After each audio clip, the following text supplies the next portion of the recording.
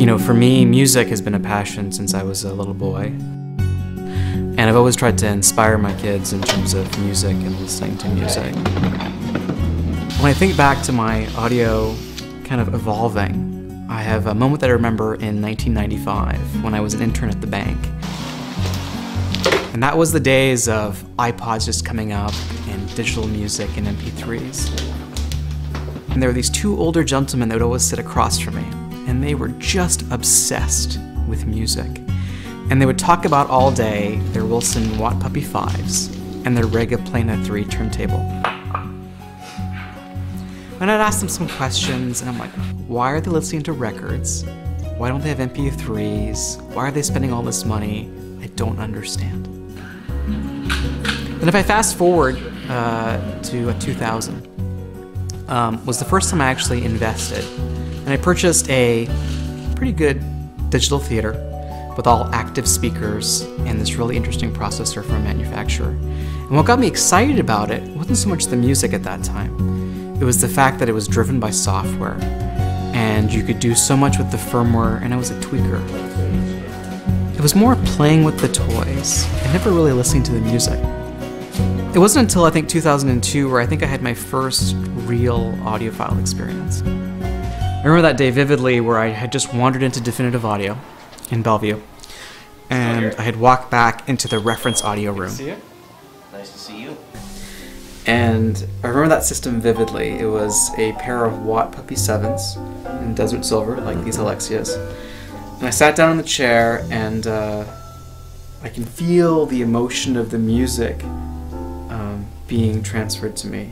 You start to feel some goosebumps. Mm-hmm. Yeah, it's the first few times, especially, that you have that experience where you really get the emotional connection to the music. I still remember late '80s having that experience for the first time, and it sticks with you forever. Yeah. It was almost like a spiritual event for me. Now I understand how music can sound, and I think that inspired me to say, like, hey, one day I'd love to own something like this where I feel like I can really enjoy the music. My daughter was born in 2006, and her name was Sophia. The Sophia speaker has always been something that I've wanted. Kind of like, because I love my daughter and I love audio, it'd be kind of fun to have a speaker named the same as my daughter. I remember when Mohammed was talking to me about purchasing the Sophias the first time around. I have to be honest, I was really reluctant. Wasn't really into this whole sound thing, didn't get it. I think there's two types of listening. I think they're both very important and important for me. One kind of listening for me is, it's been a long day, and you put your favorite record on, forgetting about the crazy day, and for me that's really important. And I find for me music is a huge de-stressor and kind of puts things into perspective, and I have my set of favorite albums for things like that. Part of it, what happened with the home we live in today, is you have limited space. So for me, I decided to put my audio system and my speakers in the living room behind me where the kids can actually play. This is our living space. This is where we're at. The kids don't go to a playroom. Mohammed doesn't go to his man cave. We're all together as a family in our living space. But what's interesting is that as those speakers came home and we started to play music on them every single day, the dynamic in the house changed. All of a sudden, I would come home from work and the stereo would be on. People would be listening to music. My wife would be listening to music.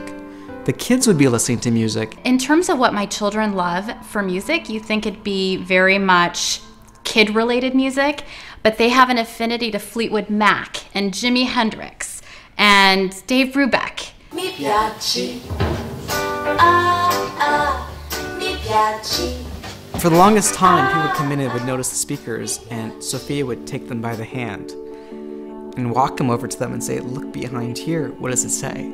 To point out that it was her name. To the point that it would bother my son, which he's like, what about me? I want Amir speakers.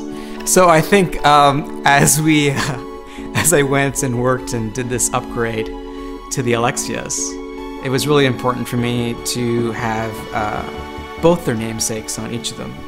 So it's kind of fun that there was a Sophia name on one of the speakers and Amir on the other. First of all, when Mohammed brought up the Sophias, that was a big commitment for me.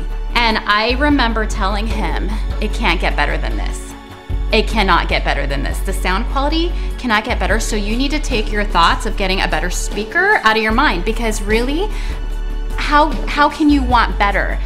I think what piqued my interest in moving up to the Alexia is the fact that earlier in the year I had the opportunity to listen to the XLFs. And I said, I don't know. And I heard that it was about the same footprint as a Sasha, but had the DNA of an XLF. I thought he was ridiculous because he'd never even heard them. We could, tune it a little bit more, and it was more time coherent. And I'm thinking, he's gone crazy, he's gone mad. And it had that new tweeter that I heard that day at the XLF. And so when he came to me and said, we've got the Alexias, and this is what everybody's saying, and I want them. And to see Mohammed's passion about it, I couldn't say no. I couldn't say no to him. And I got home last night and I heard them for the first time set up, and it didn't take more than 2 or 3 beats for me to recognize not just a gradual delta of change in sound quality, but it's truly amazing. And my 6-year-old daughter could tell the difference, and she said, Mommy, the speakers, the music sounds more real. E quando ti guardo non sai cosa voglio da te. E quando mi guardi non so cosa tu vuoi da me.